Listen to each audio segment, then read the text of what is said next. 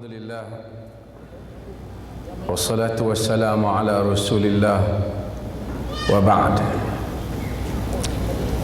Yang dikasihi, yang berhormat Datuk Seri Dr. Syahidan bin Qasim, sahabat-sahabat, Tuan Imam Ustaz Abu Hafiz, hadirin dan hadirat sekalian. Saya bila datang bulan Ramadan, sebelum nak datang bulan Ramadan, saya memang dah memang agak dah, saya dah cakap pada isteri saya bahawasanya ni bulan Ramadan ni Datuk Seri mesti akan buat program dalam bulan puasa untuk ayat perlih. Masa saya jadi mufti dulu, dengan kemudahan yang Datuk Seri ada sebagai menteri besar, saya masih ingat sebulan penuh tiap-tiap malam dimeriahkan dewan dengan salat, dengan tazkirah dan dengan bantuan. Habis Datuk Seri Syahidan ditakdirkan turun daripada menteri besar, dia buat juga, walaupun agak susah kadang-kadang dia terus buat. Masa tu tak jadi menteri pun, tak ada jawatan dalam politik, tapi dia buat juga. Kemudian beberapa tahun dia sabbatical lah, kira duduk jadi sebagai ahli politik biasa. Kemudian sehingga naik jadi menteri, kembali dia buat, dia bukan kembali, terus buat benda yang sama. Saya di sudut tu saya ucapkan tahniah, kerana tak pernah berhenti. Hak lain tu saya banyak lagi tu, tak pernah berhenti. Seolah-olah tak ada sangatlah kaitan dengan jawatan dalam politik tu, duk buat juga benda ni. Susah payah turun naik, benda ni buat. Dan mudah-mudahan Allah Subhanahu Wa Taala mengira ini sebagai satu amalan yang baik. Saya cerita satu tempat, saya cerita tentang tokoh terkenal Al-Hafidh Ibn Hajar Al-Asqalani. Dia terkenal kerana dia menulis kitab, dia syarahkan Sahih Bukhari, namanya Fathul Bari. Kitab tu nama Fathul Bari. Dia tulis kitab tu 25 tahun panjang, lamanya. Kitab yang paling hebat. Selepas dia pun orang dah tak mampu nak tulis macam dia. 25 tahun. Kata para pengkaji Fathul Bari, kitab Fathul Bari, kata nafas Ibn Hajar, yakni semangat dia pada hari awal dia tulis dengan semangat dia 25 tahun kemudian sama, tak padam. Suku kurun tulis satu buku nak pergi habis, tengok berapa belas jilid. Oleh kerana semangat dia yang tak pernah padam, kualiti buku dia tu yang tinggi, sehingga hari ini tidak dapatlah siapa pun tokoh yang menandingi dia nak tulis buku macam dia, dan dia dikenang di dalam sejarah. Yang ni kelebihan istiqamah. Quran kata wa allawis taqamu ala tariqati la asqainahum ma'an ghadara. Jika manusia dan jin itu berterusan di atas jalan yang betul itu, nescaya kami akan berikan kepada mereka kurniaan demi kurniaan. Oleh kerana ramai kita ni tak boleh nak sabak di atas satu jalan. Dan mudah-mudahan Allah bagi kita sabak dalam salat, dalam macam-macam, Datuk Seri dalam amal kebajikan. Saya pun kawan dengan Datuk Seri, tak kira masa dia menteri besar, masa dia jatuh, dia naik balik, dia tetap kawan lah, sahabat. Nah, kalau orang tanya kata, entah ni rapat betul Datuk Seri Syahidan, sahabat. Mudah-mudahan bersahabatlah, mudah-mudahan dunia akhirat. Kawan, jangan tinggal kawan. Kadang-kadang setengah orang ni kawan naik atas dia tunggu, kawan turun bawah dia lari. Jangan buat tu.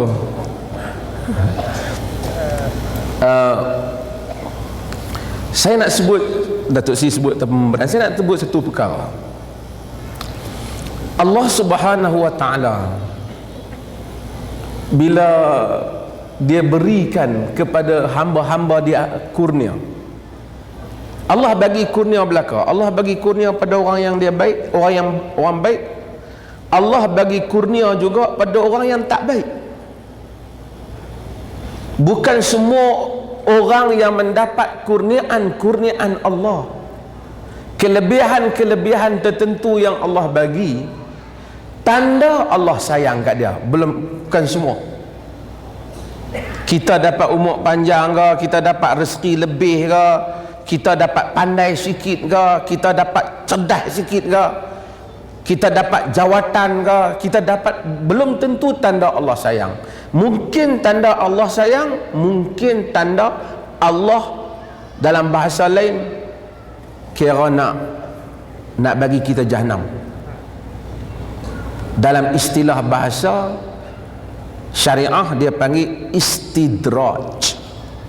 Istidraj ni ustaz-ustaz nak belajar, dia akan belajar karamah, istidraj, irhas, sihir, banyak bab di dalam perkara-perkara luar biasa. Quran kata sanastadrijuhum min haitsu la ya'lamun, kami akan istidrajkan mereka. Istidraj ni asal darajah ni maksud setingkat demi setingkat. Kami akan jadi depa tu setingkat demi setingkat, setahap demi setahap, setapak demi setapak, binasa dengan keadaan depa tak perasan. Wa umli lahum inna kaidi matin, kami tangguhkan hukum depa. Dia syok satu orang, dia buat macam-macam, dia tak lepas, dia tak terkena. Orang lain kena ujian apa, dia buat jahat, dia buat nanya orang, dia buat zalim, dia duk dapat kelebihan. Dia rasa tengok, kalau aku salah tentu Tuhan hukum aku. Dia rasa bila Tuhan tak hukum dia, dia rasa dia betul. Tuhan kata tak, kami biarkan mereka kerana kami nak hukum mereka dengan jalan yang mereka tak tahu, dan kami tangguh untuk mereka. Inna kaidi matin, sesungguhnya perancangan aku. Kaid asal dalam bahasa Arab maksudnya tipu, kita panggil helah, tipu daya. Tuhan tak payah tipu kita, tapi seolah-olah macam kaid. Memang kaid ni Tuhan bagi satu kurnia, macam satu umpan kepada kita. Akhirnya dengan umpan tu matin, Tuhan kata dengan umpan yang kukuh tu kita akan kena. Sebab tu tuan-tuan, jaga-jaga bila Tuhan bagi kurnia, kena tengok Tuhan sayang kat aku ke dia duk marah kat aku ni. Nabi sebut dalam hadis yang diriwayatkan oleh Imam Ahmad dalam Musnad. Nabi kata, innallaha idza yu'til 'abd minad dunya ala ma'asihi ma yuhib innama huwa istidraj. Allah Ta'ala apabila dia bagi kepada satu hamba itu kurniaan daripada dunia ni, sedangkan hamba tu duk buat maksiat, dia dapat kurnia juga. Nabi kata sesungguhnya Allah bagi, innallaha idza yu'til 'abd minad dunya ala ma'asihi ma yuhib, dia bagi kurnia. Tuhan duk bagi kat dia, dia duk buat maksiat, Tuhan bagi juga kat dia. Nabi kata innama huwa istidraj. Nabi kata yang tu istidraj, yang tu perangkap, yang tu Tuhan nak heret sikit-sikit supaya kau lama kau dekat dia dengan neraka. Oh bagus yang masih. Saya tak jadi imam tapi kering dahaga tu, imam tak kering dahaga.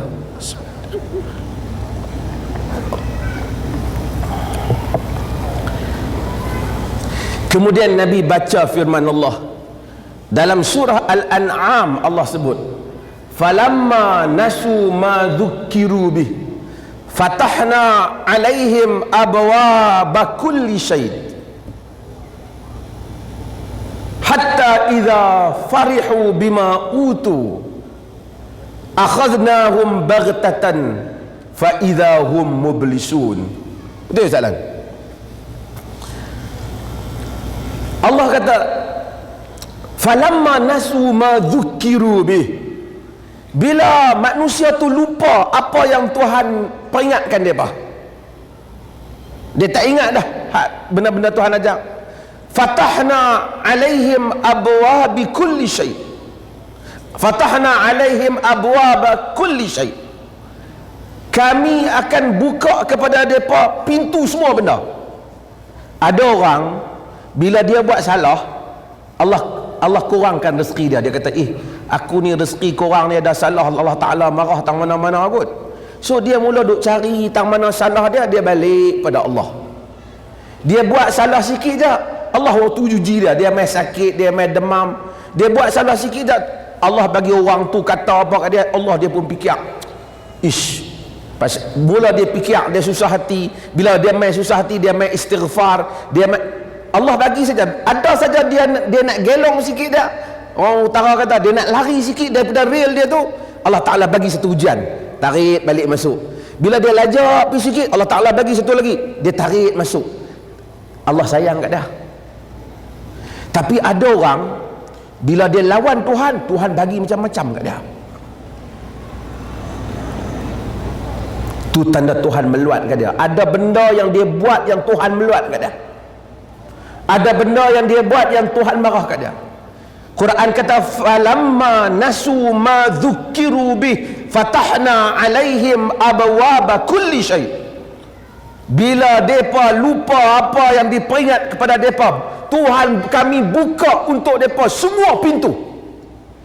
Senang, kaya, dapat jawatan, dapat ni, dapat kedudukan. Dia duk kuih, orang tara kata duk kuih merak.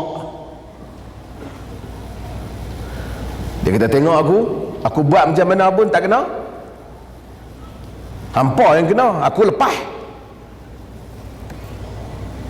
Allah kata, hatta idza farihu bima utu, sehingga apabila mereka duk gembira, syuk, bangga dengan apa yang mereka dapat,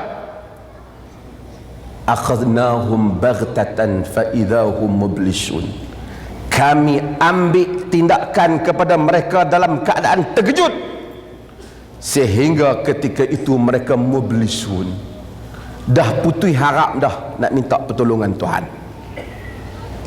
Jaga. Kadang-kadang Tuhan tangguh. Firaun Tuhan tangguh punya lama, tapi ada hari dah dia mai. Umat Nabi Nuh lawan Nabi Nuh kat 1000 tahun Tuhan tangguh dia. Ada hari dia mai. Sebab itu kita bila dapat apa-apa kurniaan Allah kepada kita, daripada kita yang bawah ni, hari-hari hidup ni, tengok kita tak betul pun Tuhan duk bagi elok juga, kita duk tengok, kita kena tengok hak Tuhan bagi ni duk menyebabkan kita main dekat dengan Tuhan ke, duk ke jauh dengan Tuhan. Kalau ke jauh, yang tu istidraj. Jaga. Orang yang nega sama orang politik pun sama. Bila Tuhan bagi kat mereka satu jawatan, dia duk kuih merak ke, dia duk kuih main dekat dengan Tuhan.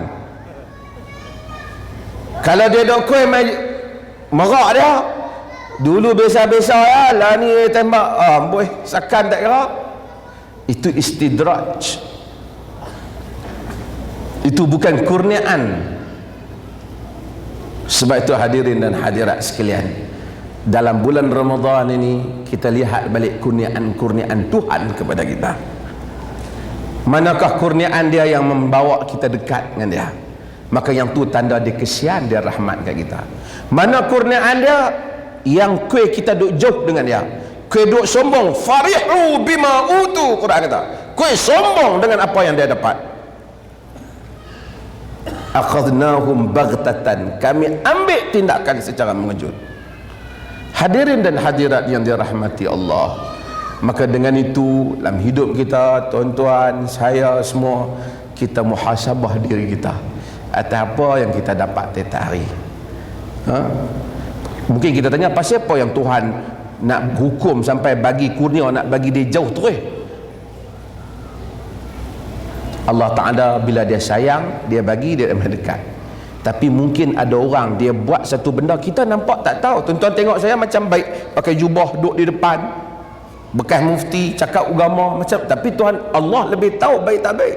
Mungkin tak baik di sisi dia, Allah lebih tahu. Kita tengok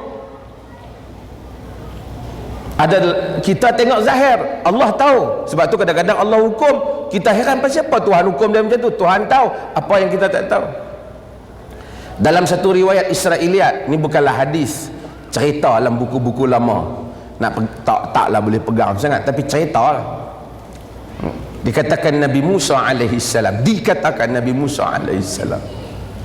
satu hari Nabi Musa tengok satu hamba Allah duk berdoa kat Tuhan. Nabi Musa kesian kat dia. Nabi Musa kata, kalaulah aku ni lah yang mempunyai kudrat boleh memustajabkan doa macam Allah Ta'ala, aku mustajabkan doa dia ni. Tadi duk doa sungguh-sungguh. Kemudian Allah wahyukan kepada Musa. Dia kata, wahai Musa, aku tahu apa yang hang tak tahu. Dia nampak berdoa, tapi hati dia duk teringat kat kambing dia belah tu. Aku tahu dia nampak muka macam bersungguh, tapi jiwa dia tak bersungguh minta. Dia duk teringat kambing dia, lapar, dia tak tumpu kat aku yang dia minta. Aku tahu, hangpa tak tahu. Jadi Allah tahu. Sebab tu maka bila Allah bagi kurnia macam-macam, siapa-siapa saja, mudah-mudahan Allah Ta'ala beri kebaikan kepada kita. Kita kena doa banyak. Sebab tu dalam semayang bulan puasa kita ihdinas siratal mustaqim, kan? Siratal ladzina an'amta alaihim ghairil maghdubi alaihim waladdallin, amin. Kita di belakang kata amin. Maksudnya ihdinas siratal mustaqim, tunjuklah kami jalan yang lurus. Mungkin orang tanya, jalan lurus apa semayang dah, hampa rasa sesat lagi kan? Orang semayang pun sesat tak? Tak. Kerana petunjuk Tuhan ni banyak. Petunjuk hak boleh main semayang satu hal, tapi bukan semua hak semayang ni jiwa dia sama. Khusyuk tak sama, ikhlas pun tak sama, hak teringat kat Tuhan tak sama, hak semayang tu bawa keluar pun tak sama. Hak tu yang kita duk minta, ihdinas siratal mustaqim. Pasal hidayat ni tak habis, banyak lapis. Kemudian kita kata siratal ladzina an'amta alaihim ghairil maghdubi alaihim waladdallin. Jalan orang-orang yang kau bagi kurnia. Siapa dia? Nabiin, para nabi, para salihin. Bukan orang yang Allah marah. Jadi Yahudi, Kristian. Yahudi Allah Ta'ala marah kat dia. Sebab apa? Pasal dia tahu hak betul, dia penyeleweng yang betul. Kristian, Yahudi bagi sesat dia. Hak tu dia dalin, sesat. Hak satu dia tahu, dia penyesat orang. Hak satu lagi dia tak tahu, pergi ikut orang sesat, dia jadi sesat. Kita semayang, kita minta jauh. Orang kata bukan kena semayang dah, tapi kita minta ihdinas siratal mustaqim. Mudah-mudahan Allah Ta'ala bagi kurnia pada kita semua, tuan-tuan yang salat saya, dan juga terima kasih Datuk Seri, dan mudah-mudahan Allah Ta'ala terus memberkati dan menolong semua usaha yang baik dan niat yang baik untuk negeri Perlis ni. Saya walaupun orang Pulau Pinang, tapi Perlis ni sebahagian daripada diri saya lah juga. Pergi jumpa tak mana-mana, orang tak kata bekas mufti Penang ke, orang kata bekas mufti Perlis lah juga. Walaupun dah lama dah jadi mufti Perlis, tapi pergi tak mana-mana orang tanya, tak balik Perlis ke? Saya tak ada rumah pun di Perlis tanah sejengkai pun tak ada. Tapi saya pun mengaku ke, balik 2-3 hari ni baru ni balik tu main tengok anak semua kan, malas nak cerita panjang kan. Tapi bila jumpa tak mana, Perlis apa-apa. Saya jumpa orang, saya pergi London, saya pergi mana, orang jumpa Perlis apa-apa, orang tanya. Orang tak tanya saya Penang apa-apa, saya orang Perlis juga kan. Terima kasih banyak. Sekian, wassalamualaikum warahmatullahi wabarakatuh.